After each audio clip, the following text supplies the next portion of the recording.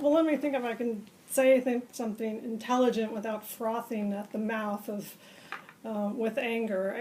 It's kind of a process that I'm going through. First, it was just shock. That morning when the news broke, I was getting some emails from reporters about what was going on, and I was online glued like everybody else with my jaw dropped, trying to find out what was going on. But really I was in shock, and I felt a little bit personal to some extent, because I had just been in his office a week before for the very first time for the first day of National Sunshine Week. He had invited the First Amendment Coalition. I'm a longtime board member of the First Amendment Coalition, nonprofit transparency organization, and he invited the California Newspaper Publishers Association, CalAware, another government transparency organization, California Forward, and Common Cause, all up to the state capitol the beginning of that week to come on to the Senate floor, and he was introducing a resolution in honor of National Sunshine Week. So I was just reeling when I heard what was going down on that Wednesday. A few days later, he turns around and he is being awarded recognition from the NorCal SPJ, Society of Professional Journalists, at the James Madison dinner. So definitely my first thought was, my first reaction was shock. You know, if you can't trust Leland Yee, who can you trust? But then I'm kind of moving more towards anger about this. My reaction is really how can you trust your public officials, and really whether it should be an issue of trust. I represent reporters, or should it be about how we hold our public officials accountable? Could this have changed in any way if our access laws, our transparency laws were any different?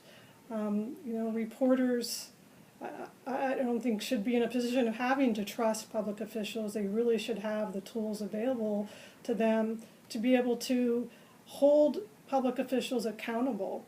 My reaction in part is anger about this, and it kind of brings to light maybe the pitfalls in our transparency laws and how they need to be strengthened.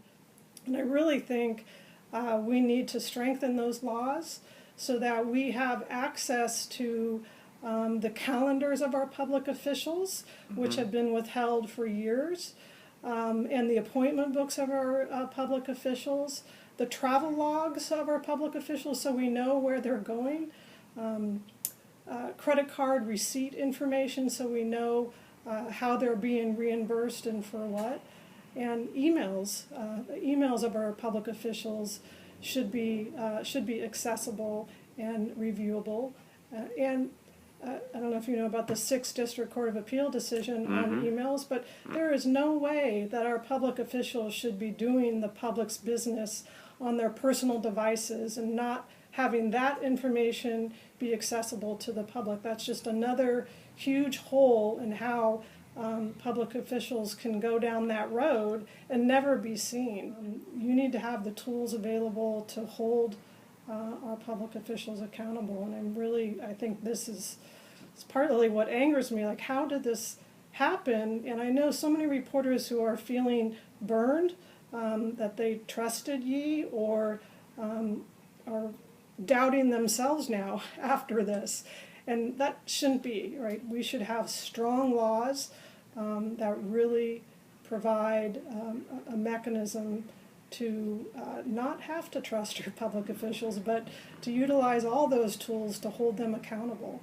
You got to look at both he and Jackson where they started, on our local school boards, and you got to wonder whether corruption starts at the very lowest levels of our agencies, and that is bothersome to me, to think that here are these individuals who are now have been arrested and charged, and they started out at our local school board, right? I put my kids through the San Francisco public school system, and again, it's just a matter of strengthening our laws so that we can hold both at the state level, but at the local level. If that's where the corruption and the mindset is starting out, we really have to think about what we can do to strengthen those laws. And the question then becomes, well, who's going to be our champion to advance those laws, right? If Leland Yee is not there, he was definitely our go-to person on so many access issues.